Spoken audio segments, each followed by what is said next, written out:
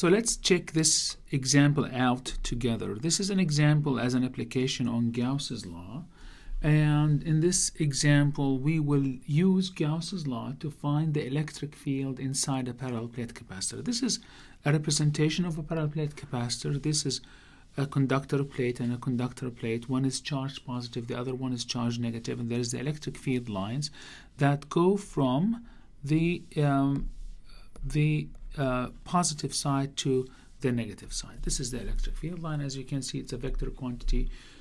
Now we need to find the electric field value inside the parallel plate capacitor. If you look, these lines are drawn like in a straight line, and they have almost the same space between them and all of this.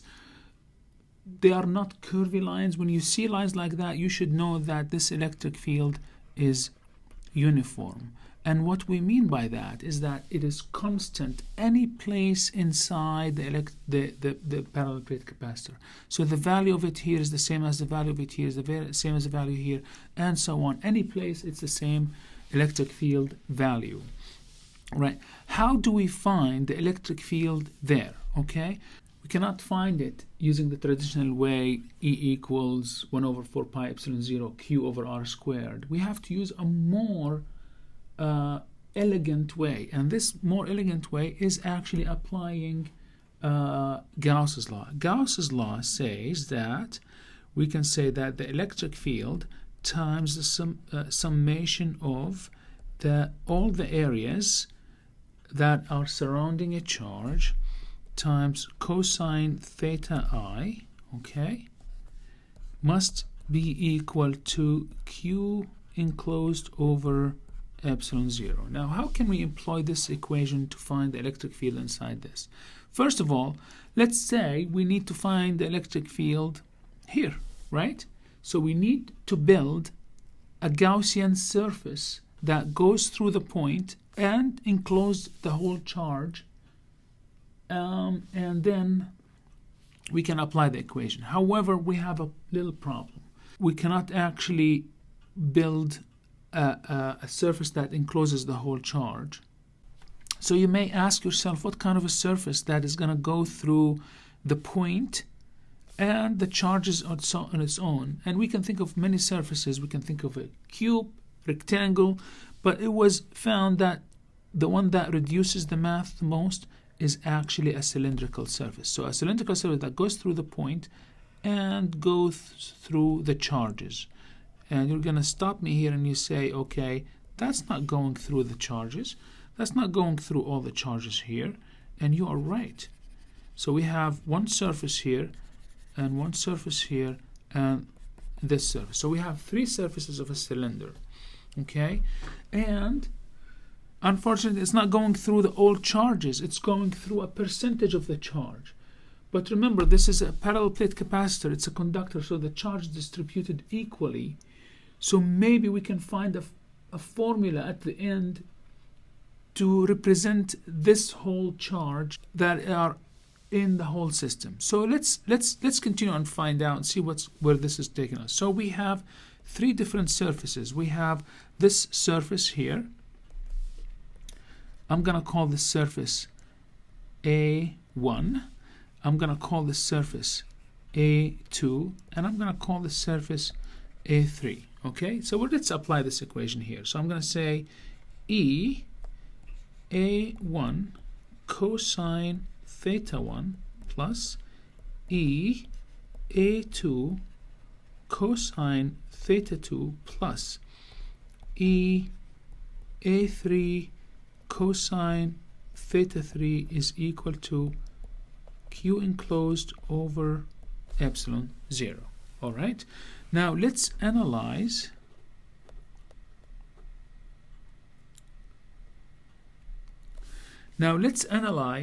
all of these surfaces and the angles and see what we can find. So E comes down. That's what we need to find. For A1, where is A1? There it is. A1, there is electric field that's going through it like that, as you can see, right? Here we go. And A1 normal is where? let me use the blue. So the normal here to the A1, there it is, that's N. So the angle between the electric field lines and N is 0. So I'm going to say A1, right, times cosine 0. Cosine 0 is 1. Okay? All right. Now let's do A2. A2, the electric field lines are still going the same direction from left to right, but this is the surface of the cylinder. All right, if you think about the cylinder this way, and the electric field lines are going through it, okay? So I'm gonna use this as a cylinder. Okay, this is a cylinder. Electric field lines are going through it like that, but the normal to the cylinder is always like this. It's actually perpendicular to the cylinder. So the electric field lines are going this way, and the normal is this way, so the angle is 90 degrees. So I'm gonna say here plus E A2 cosine 90, and cosine 90 is 0, and this whole term goes to 0. Plus, now let's think about this one here. All right, here we go. This is the surface number 3. The surface number 3 is kind of like interesting. It encloses the charge. There is charge, of course, there, right? However, there is no electric field inside a conductor. That was proven in a previous learning session, right? So we know if you have a conductor, the electric field inside the conductor is equal to 0. Okay? So there is no electric field inside the conductor. Since no electric field inside the conductor, this whole term goes to 0, hence we can add 0, okay? Is equal to Q enclosed divided by epsilon 0.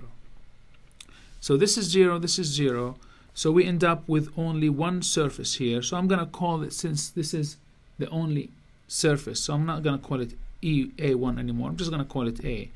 EA is equal to Q enclosed divided by epsilon 0. We still didn't have a good representation of the electric field inside the parallel plate capacitor, and the reason for that is that we don't know what Q enclosed is. Remember, we did not enclose all the charge here, but there's a trick we can do. We know that the charge is distributed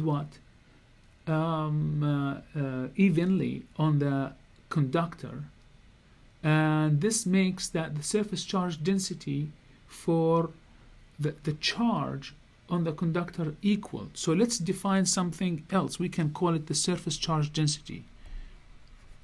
And surface charge density, you can, from its name, if you have a surface like that, okay, and there's charges on it, okay, so the surface charge density is the amount of charges divided by the surface area. So surface charge density, if I may use sigma for it, sigma is equal to the amount of charge on the surface divided by the surface area itself.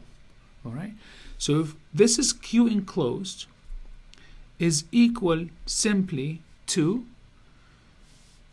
the surface charge density times the area divided by epsilon 0. I brought this from here because Q now is equal to the surface charge density times the area, and I brought this value and I put it here. Okay, now look, EA is equal to sigma A divided by epsilon 0.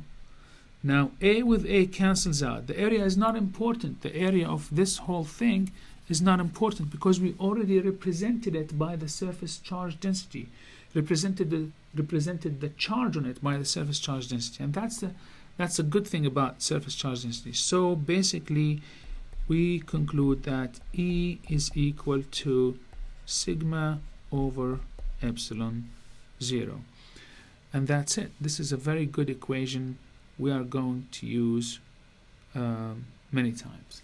Thank you very much.